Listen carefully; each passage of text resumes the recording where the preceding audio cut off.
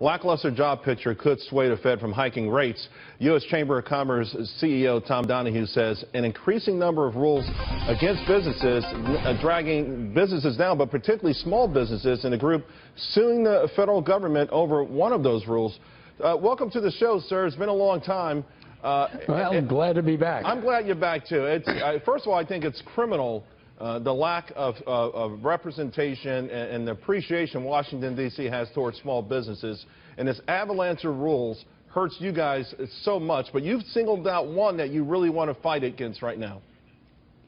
Well, I've singled out a lot. We just finished the last 2 days our small business meeting. We had more than 500 representatives from around the country. And what we've talked about at great length was the effect of regulations intended with good intention, but sapping the strength out of small business and denying them, in many ways, the capital that they need to begin, to expand, and to hire people.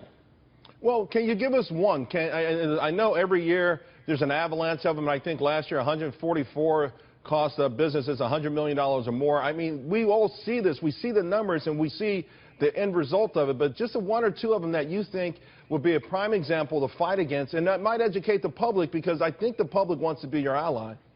Well, first of all, when all of the attacks have been made on the major banks, they don't recognize that this has it goes down the line and it affects the regional and the local banks. And local banks have to follow so many rules and regulations that in many times it make it almost impossible to get the type of support that small businesses need. Second, we've just been through the issuance of a new regulation that is going to make it much more difficult for companies to provide for their small companies to provide for their employees pension support. And we all know what is going on the health care side with Obamacare, which some things were good, some things not. But the one thing is the cost of maintaining health care coverage for your employees has gone up not a little, not a lot, but even more than that for many companies. And then it comes down to, what are you going to do? Are you going to keep people employed or provide them health care? We look at regulation. It is now the largest part of America's government. And we have got to deal with taxes, we have to deal with regulation, and we have to deal with the ability to get capital to the people that create jobs. Tom, the next administration, no matter who wins, should they make a distinction between small businesses and large businesses? And you know, I know in some of these packages that we've seen before, I've seen things that I thought was disingenuous. You know, small struggling businesses getting tax breaks for buying a building. You know, things that they would never be able to take advantage of. Do we need some special rules, or maybe some special set-asides for small businesses to sort of re-trigger or reignite that entrepreneurial spirit that's fading away in this country big time? Well, we have some.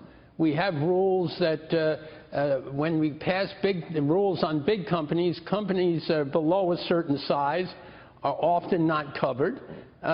We have some help in support from the Small Business Administration that's not available to anyone else. But the most important thing that we need to understand is the very positive relationship between large companies and small companies. If you look at a company like Boeing or General Electric or Caterpillar, they have 10,000, 15,000 small companies that contract with them to help them conduct their large company business. So we're encouraging more of that.